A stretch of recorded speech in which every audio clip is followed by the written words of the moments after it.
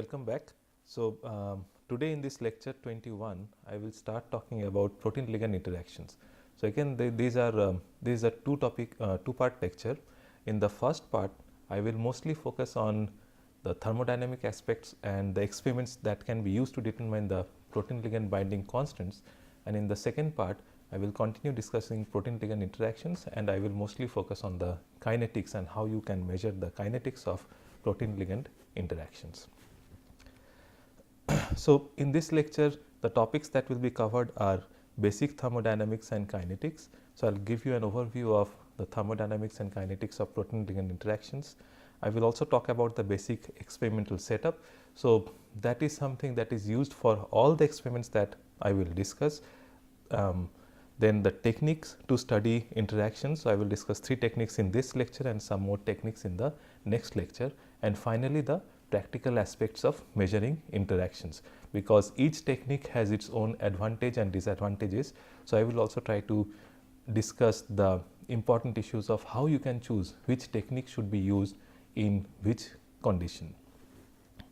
So, the bottom line is that there is not a single technique that can be used to measure binding constant for all types of interactions. So, protein ligand interactions can be broadly classified into these 3 parts. One is where proteins bind to small molecules, the other one is one protein is interacting with another protein. So, these are macromolecular interactions, and another macromolecular interaction is where proteins can interact with nucleic acids. So, nucleic acids such as DNA or RNA. Protein small molecule interactions, there are several examples. So, if you have an enzyme which binds to an inhibitor, that is a protein small molecule interactions. Protein interacting with metabolites, receptors interacting with hormones, or receptors interacting with vitamin. Protein-protein interactions are again seen in all different sorts of biological systems, especially in the signaling events where proteins can interact, one protein can interact with another protein.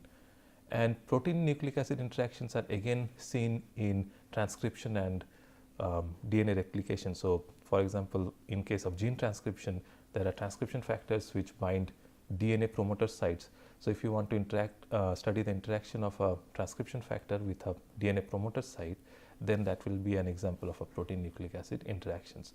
Then there are also RNA binding proteins which bind and stabilize messenger RNA or other types of RNA. So, those will be again examples of protein nucleic acid interactions.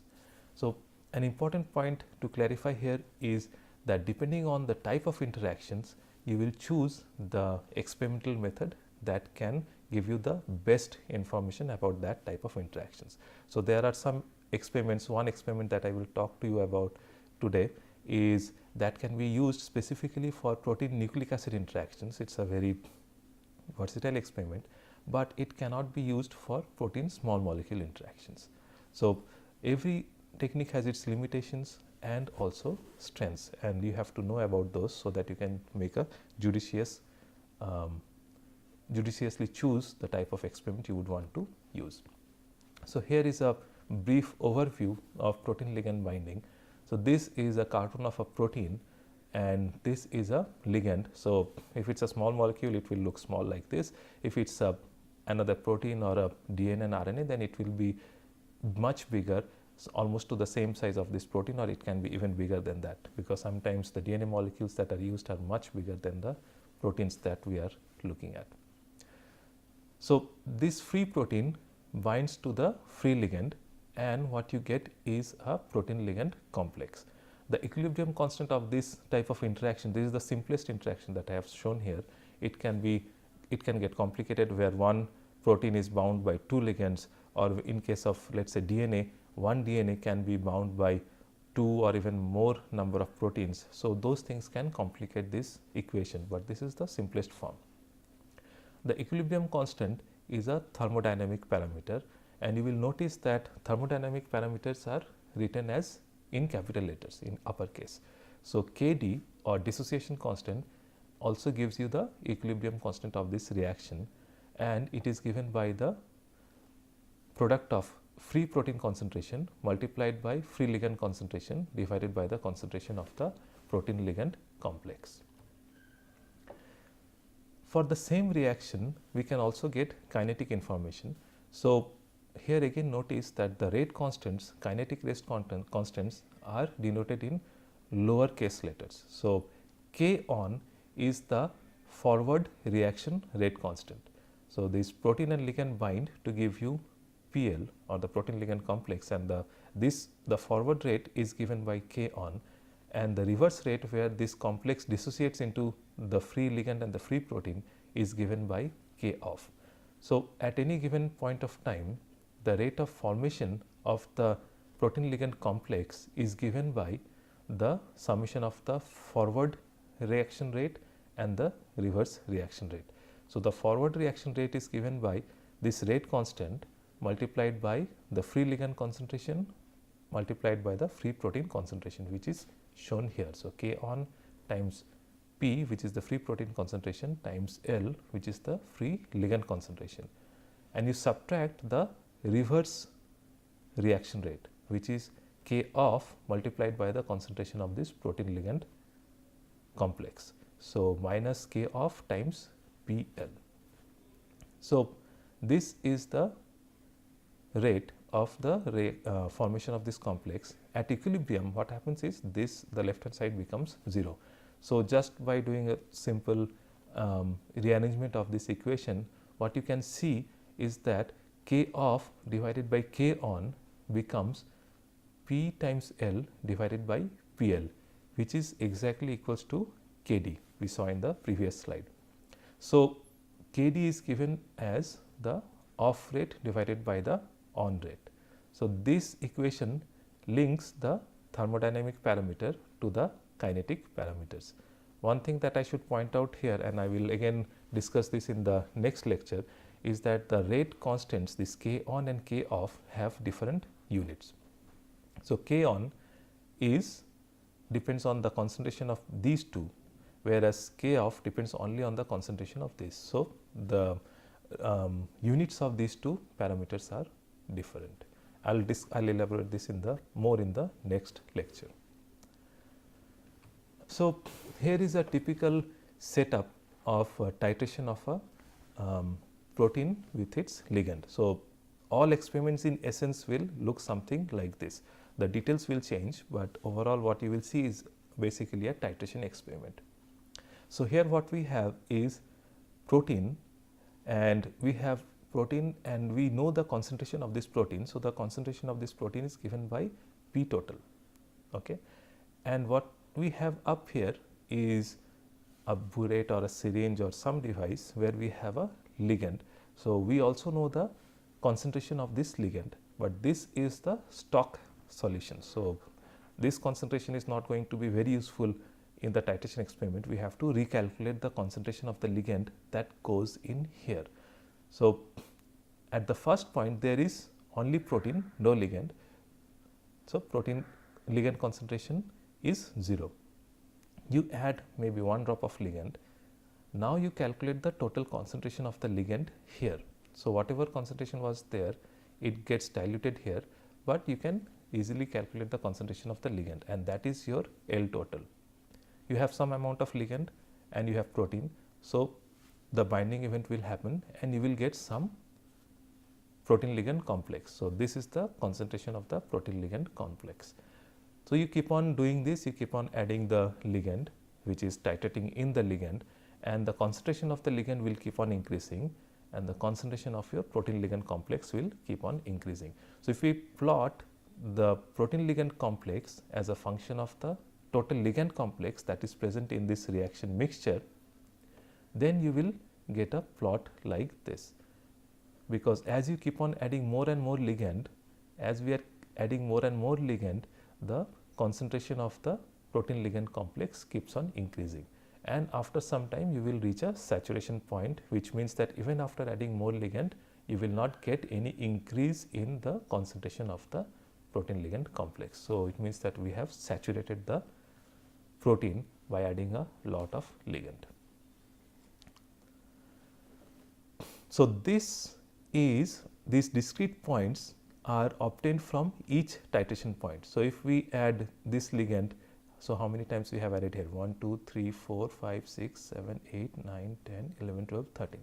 So, if we have added this ligand 13 times, we will get this 13 points, and this is our experimental data. And from this, we have to calculate the binding constant Kd. So, how do we do that? This is our data. Kd we know is given by the free protein concentration multiplied by free ligand concentration divided by the protein ligand complex. Normally, the experiments are set up in such a manner that we can measure the formation of the complex. So, we know what is PL, we know the protein ligand complex concentration, but we do not know what is the concentration of our free protein and what is the concentration of our free ligand. But what we do know as experimental control is the total concentration of the protein, because that is what we started with, and the total concentration of the ligand. It turns out that total concentration of protein is the summation of the free protein plus the protein ligand complex, these two concentrations. Similarly, the total ligand concentration is the summation of the free ligand plus the protein ligand complex. So, if we substitute this P with P total minus PL and then this L with L total minus PL, we get something like this. So, now Kd is given by known parameters. So, we know PL, we know L total, and we know P total. So, we can calculate what is our Kd.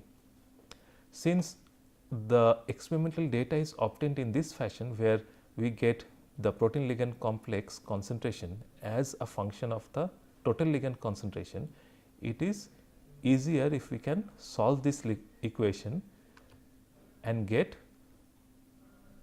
the protein ligand concentration as a function of total protein, total ligand, and the dissociation constant.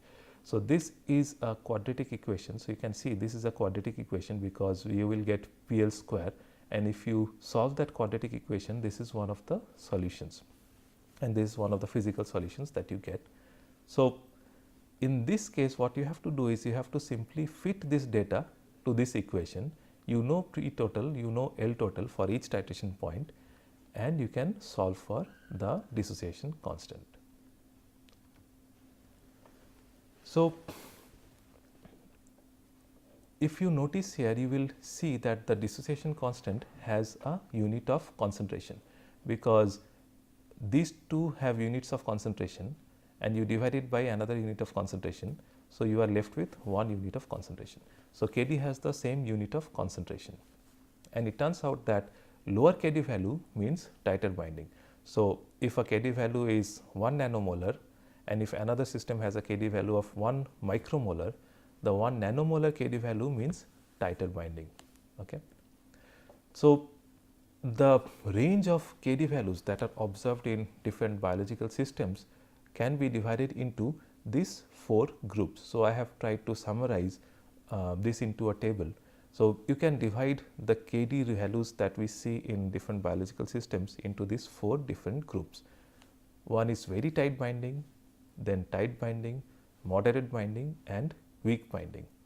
And the typical ranges for each of these are given in the second column. Very tight binding is when the binding is less than 10 nanomolar. Tight binding is when it is between 10 nanomolar to 1 micromolar. Moderate binding is when it is between 1 micromolar to 100 micromolar, and if it is more than 100 micromolar, we call it weaker binding. In brackets, these numbers are given in terms of molar. Okay. So, it turns out that a particular experiment cannot be used for this wide range of binding constants that are observed in nature. So, some experiments are very good in this range for very tight and tight binding. We will see one example. So, EMSA, it is very good in this range, but it is not that good for moderate or weak binding. And then there are other experiments which are very good for weaker binding or even moderate binding, but they cannot be used for tight binding systems.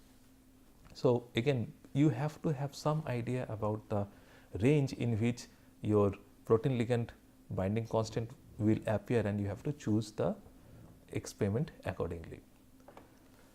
It turns out that the experiment that we are going to use, its sensitivity has to be lower than the binding constant that you are going to measure. So, if you are going to measure a binding constant in the nanomolar range, the experiment that you will use should have a sensitivity in the picomolar range. Similarly, if we are measuring a weaker binding constant, then a much lower sensitivity will suffice. So, the sensitivity should be lower than the binding constant, so that we can cover a range of protein ligand concentrations to get the binding constant. So, again the typical titration setup will be set in such a way that you cover a range of almost 1000-fold.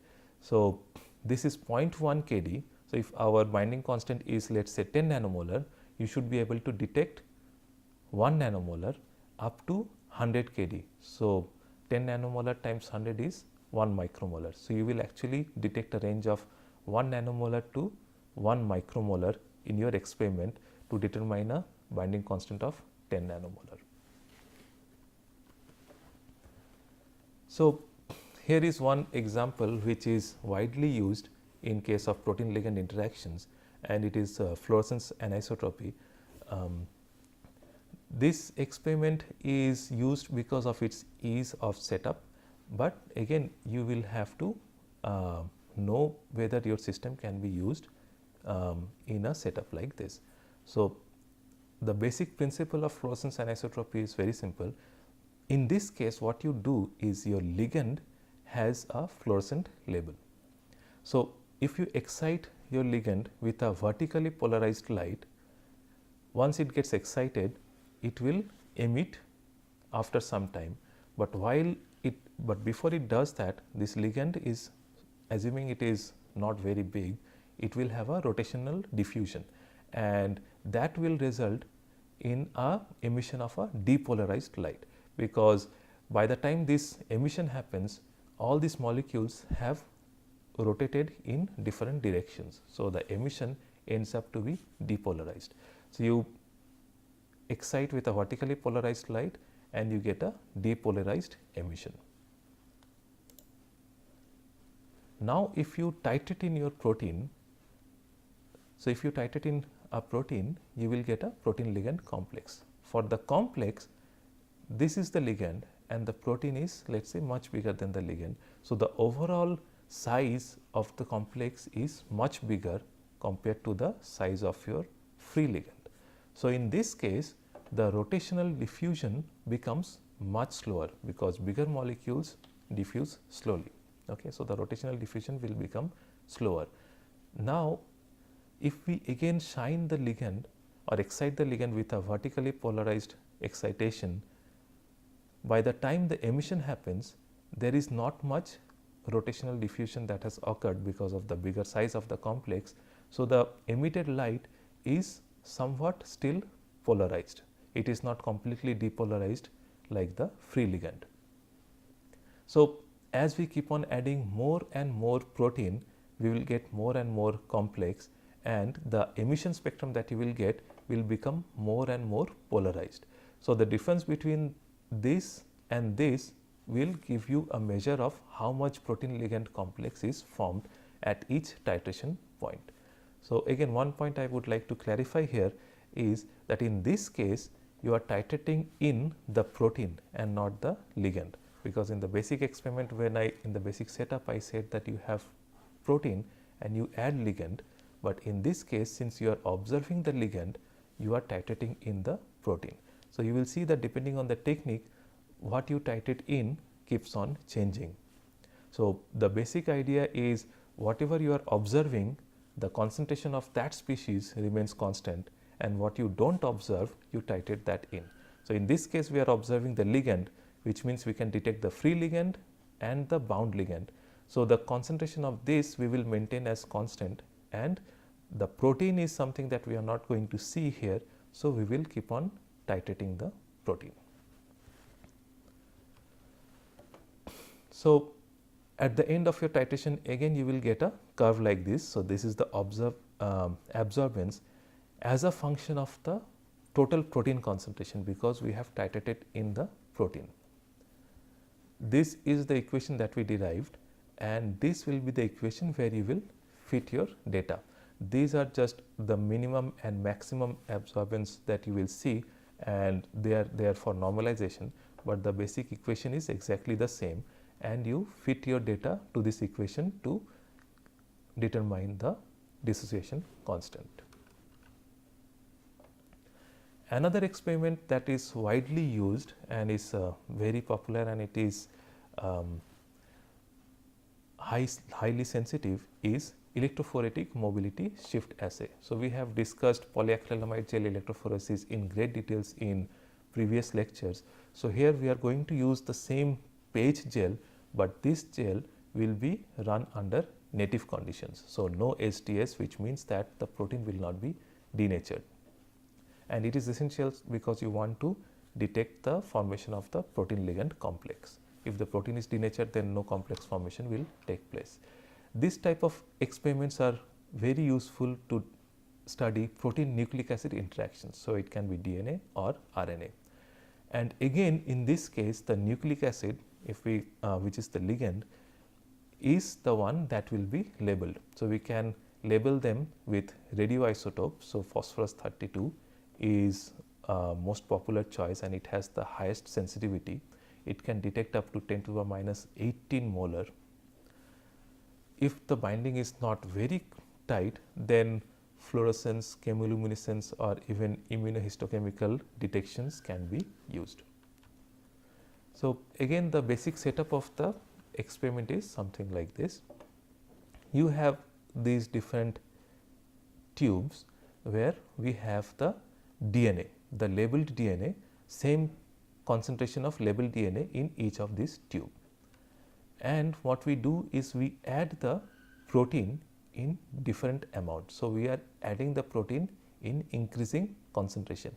You have to make sure that the total volume is constant, otherwise the concentration of the DNA will change. So, the total volume should be constant, but the concentration of the protein that you add keeps on increasing. And what we do is, if you again have an idea about the binding constant, let us say the binding constant is 1 nanomolar, then your DNA concentration should be much less than that. So, your DNA concentration should be around 0.01 nanomolar or 10 picomolar. The protein concentration will vary from 0.1 nanomolar to 100 nanomolar in these different reactions that you have set up here. So, once we have that, you load them in different lanes. Again, this is, remember, this is a native page. You make it very similar to what we have discussed before, except that you leave out the SDS, and the first lane has the free DNA, and these are the lanes where you have loaded the reactions. So, here the protein concentration was the smallest, then you have more proteins, more protein and more protein. So, these bands are for the free DNA, and these bands are for the DNA bound to the protein. As we increase the protein concentration, the free DNA band becomes thinner and thinner, and the complex, the band that corresponds to the protein DNA complex, becomes thicker and thicker. So, typically in this type of experiment, we do not measure the intensity of these bands, but we measure the intensity of the DNA band. So, here the beauty of this experiment is that it you can detect the free ligand and the bound ligand simultaneously. Normally there is these bands become diffused. So, this is a very good example of a gel, but you might see that this band becomes diffused due to dissociation of the protein DNA complex. So, it is much easier to quantify the intensity of the free DNA bands because they always remain the same, and from that we get a titration curve like this. So, this titration curve, in the y axis what we plot is the saturation, and saturation is given by the concentration of the protein ligand complex divided by the total ligand, and this is the equation to which we will fit this. We know the total protein concentrations, but we do not know Kd. So, we are going to determine Kd. So, if you fit this to this equation, you can determine the Kd value. So, these are some of the advantages and disadvantages of MSAP. The advantages are that it is very sensitive and requires very small amount of samples, and it is highly robust, which means that you can repeat these experiments and get reproducible results. It can also be used for wide range of protein DNA complex sizes. So, smaller complexes like 20 kilodaltons up to 1 megadalton size complexes can be studied by this method. For relatively weaker binding, we can go to the alternative labeling methods, for example, labeling the DNA with fluorescent labels. The disadvantages are that for high sensitivity, you have to work with radioactive samples, which are always cumbersome and also difficult to handle. This type of experiments, even though it is running a gel, but it requires a considerable amount of expertise and optimization. So, it is not that you can just run one gel and you will get a very good data. So, these experiments need to be repeated several times to get very good and reproducible results. Dissociation during electrophoresis can make the detection of the complexes difficult, but we have a workaround for that, where we detect the free ligand instead of the protein ligand complex. And it does not provide us any information about the binding site. So, this limitation is true for most experiments, because what you see is the protein ligand complex, but you do not know exactly where the protein is binding or where the ligand is binding. So, the last technique that I will talk about today is called isothermal titration calorimetry. Again, this is another titration experiment, but here what we detect is the heat evolved when a protein and a ligand bind. So, this is a typical setup of this experiment, where you have two reaction vessels inside a isothermal chamber. It means that the temperature of this chamber is kept constant. This is a reference cell where you have your protein in its buffer and nothing happens, you do not do anything here, and you have exactly similar chamber here where you have the exact same protein in the exact same buffer, but in this case you keep on adding the ligand and measure the heat change, or the heat that is evolved or absorbed in each titration point, and that is done by subtracting the change in heat between these two reaction vessels. So, there is the reference cell and this is the reaction cell. So, after the first titration point, what you will see is a signature peak like this. So, the area under this peak gives you the heat that is evolved after the first titration. When you add another little amount of ligand, that is the second titration point, you will get another small amount of heat, and as you keep on adding more and more ligand, you will see that the amount of heat keeps on decreasing. So, that can be plotted something like this. So, this is a typical ITC experimental data, and if we integrate the area under each peak and plot them, we will get something like this. And there are again standard equations, so we can fit this to get the binding constant. Now, ITC provides you with additional information apart from just the Kd, or the binding or the dissociation constant. So, this is the standard equation that we know. It turns out that when you fit this, you get Kd, and Kd is related to delta G. So, from Kd we can get a measure of delta G, and the difference between these two is in kilocals per mole, right. So, that difference gives you the delta H of the reaction. So, once we know delta G and once we know delta H, we can measure the delta S. So, we can actually get the enthalpy and entropy of a reaction from isothermal titration calorimetry, in addition to the dissociation constant. So, again these are the references that we will follow, and in the next class I will talk about the kinetics of protein ligand interactions. Thank you.